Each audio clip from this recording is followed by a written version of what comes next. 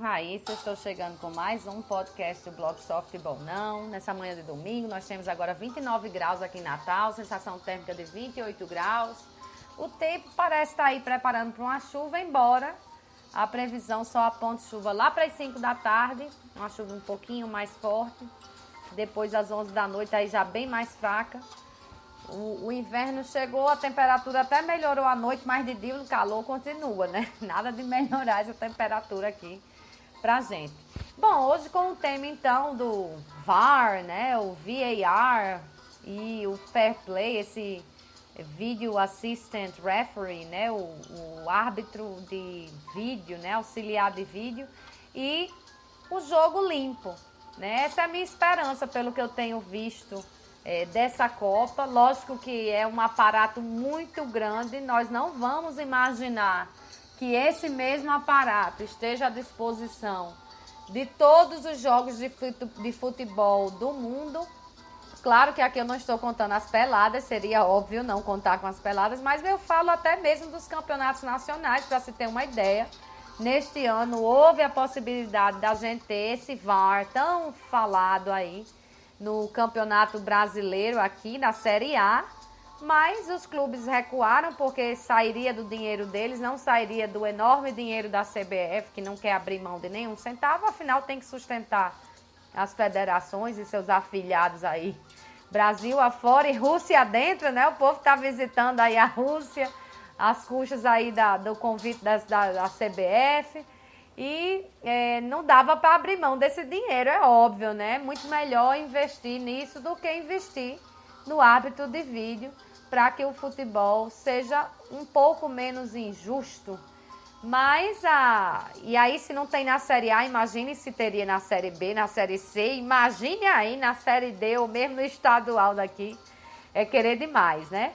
Mas o que a gente imagina e o que daria para fazer até utilizar a imagem até dos canais que estão transmitidos nas partidas que serão transmitidas pela TV para auxiliar o árbitro, se o árbitro assim entender que vale o auxílio nesses lances capitais, que a gente até já discutiu quais são os lances aqui, não é todo lance, né? Ninguém vai olhar se foi um lateral ou não pelo árbitro de vídeo.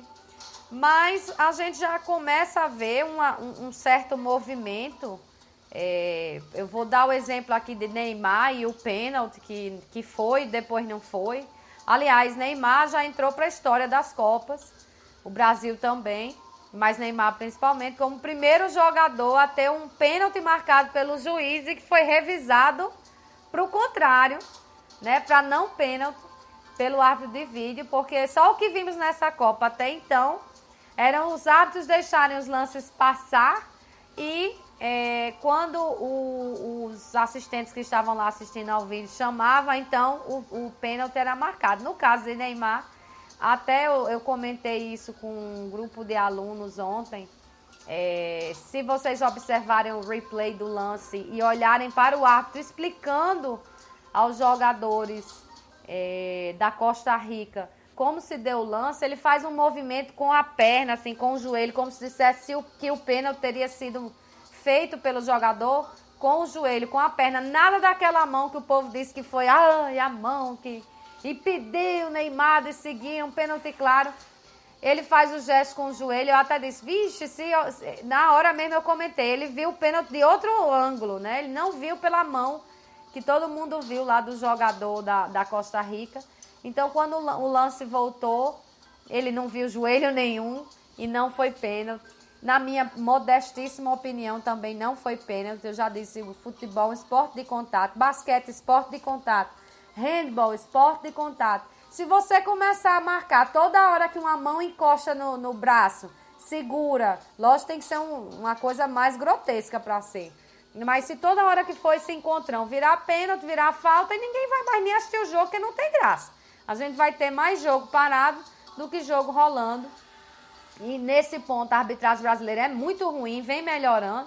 A arbitragem internacional é bem melhor, por isso que os jogos lá de fora têm um número bem menor de faltas e aqui é um número absurdo de faltas por jogo, transformando o jogo numa coisa chatíssima de se acompanhar. Então, eu acho que o VAR já tem pelo menos essa função ensinar o brasileiro o que é realmente uma falta, ensinar o brasileiro realmente o que é um pênalti, porque a gente já tem até uma expressão criada, pênalti à brasileira, porque são os pênaltis que só são dados nos campeonatos brasileiros, nos gramados brasileiros, não são dados em outras terras, porque nenhum árbitro enxerga aquilo como pênalti. E de modo contrário, aí falando já do fair play, a gente tem um lance bonito de Lukaku pela Bélgica, que num encontro lá com o goleiro cai e ele já se levanta sinalizando para o árbitro que não foi pênalti, né? Para o árbitro nem pensar em marcar um pênalti, porque os encontros acontecem, ele caiu ali, nem pensar em dar uma simulação dele. Então, um jogador que já investiu no fair play, eu gostaria muito, mas muito mesmo, de ver os nossos jogadores cada vez mais investindo nisso. Estou cansada dessa história de malandragem no futebol brasileiro, que legal quando o cara é experiente e cava um pênalti. Olha que beleza, o jogo apertado, e se não fosse a malandragem de fulano ou a experiência de fulano, o árbitro não teria dado aquele pênalti. Eu estou cansada disso, para ser sincera, não aguento mais esse tipo de vitória arrancado a fórceps no teatro. Então, fico feliz de ver que o VAR começa a ensinar os brasileiros o que é falta, começa a enaltecer o fair play de verdade, aquele em que o jogador assume que o lance não foi. Nós já tivemos aqui no Campeonato Brasileiro, acho que do ano passado, foi no estadual do Paulista, né, o Paulistão, o zagueiro Rodrigo Caio fazendo isso e foi execrado.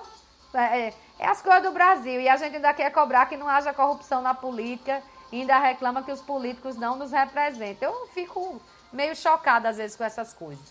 Mas, aproveitando então esse papo de fair play, nós tivemos aí ontem a Juazeirense e ABC 2-2, 2 gols de Juninho Tardelli, ex-América, um deles de pênalti, e Rodrigo Rodrigues e Matheus Carvalho marcando para o ABC. Por sinal, o Rodrigo Rodrigues está me agradando bastante. Ponto para Raniel, que mexeu na equipe, né? O pessoal estava todo enchendo o saco de Raniel, porque ele ia poupar alguns jogadores, mas tá certo que a cabeça do jogador tá lá na semifinal da Copa do Nordeste. Então tem mais é que dar chance a quem tá querendo buscar um lugar no time e botar a dúvida na cabeça do treinador. Tanto ele tá certo que só não venceu o jogo porque não tinha árbitro de vídeo lá em Juazeiro, na Bahia. Não Juazeiro do Norte, como colocou a tribuna do Ceará, mas lá em Juazeiro, porque a falta que aconteceu, nem me lembro qual foi o jogador da Juazeirense, se foi Juninho Tardelli ou foi Cascata que sofreu a falta. A falta não foi dentro da área, né? Foi antes, foi fora da área, então não foi pênalti. Tivesse o árbitro de vídeo, se pudesse consultar pelo menos a imagem do canal que estava transmitindo, o juiz veria que o lance foi fora da área, não foi dentro.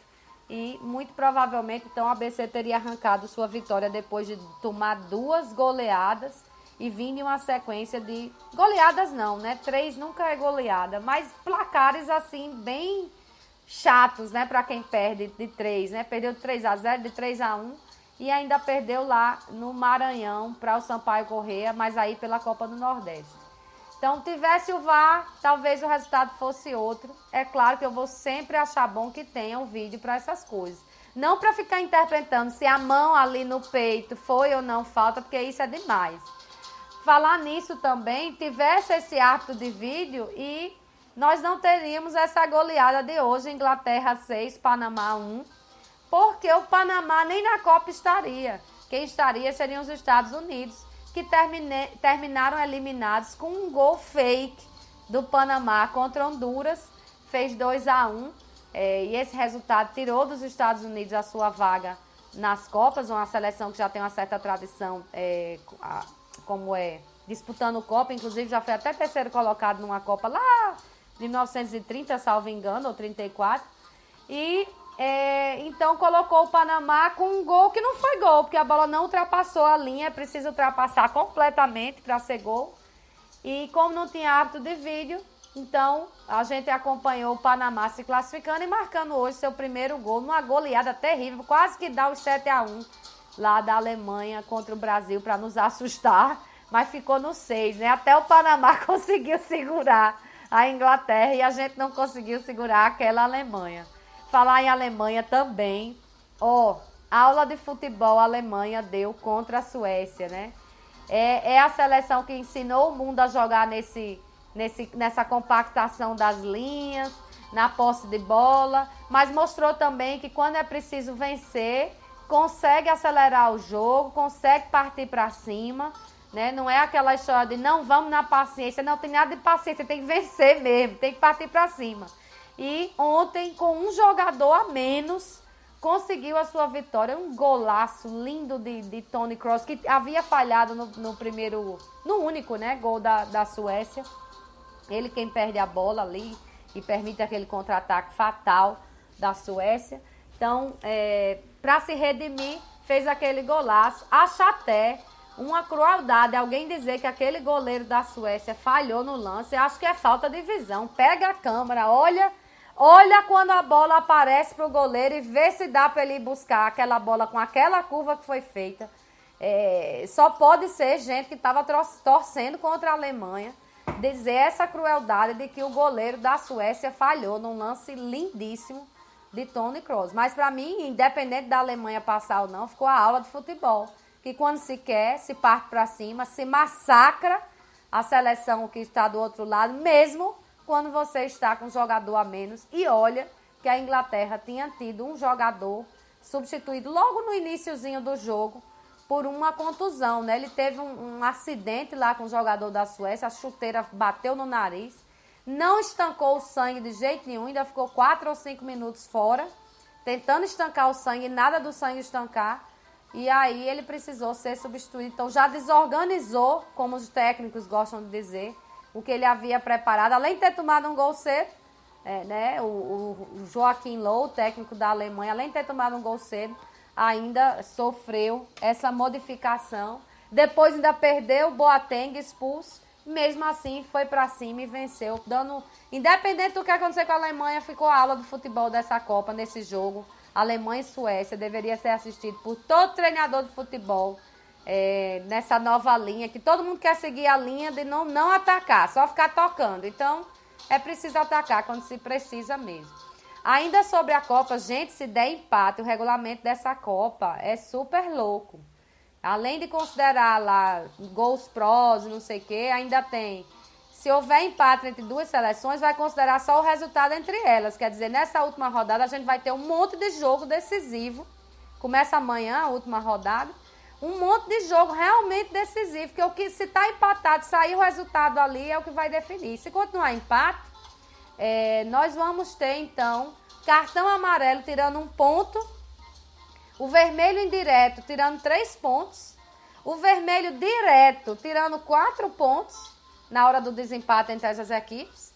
E se houver um amarelo e vermelho direto para o mesmo jogador, vão ser 5 pontos tirados. Então, o desempate vai ser num sistema diferente, não é por número de cartões, é por número de cartões, eu acho que na partida não ficou bem explicado, ou no geral, né, vai se somar para ver quem tem menos pontos, ou quem ficar com mais pontos, quem perder menos pontos, é quem vai passar, né, uma coisa bem diferente.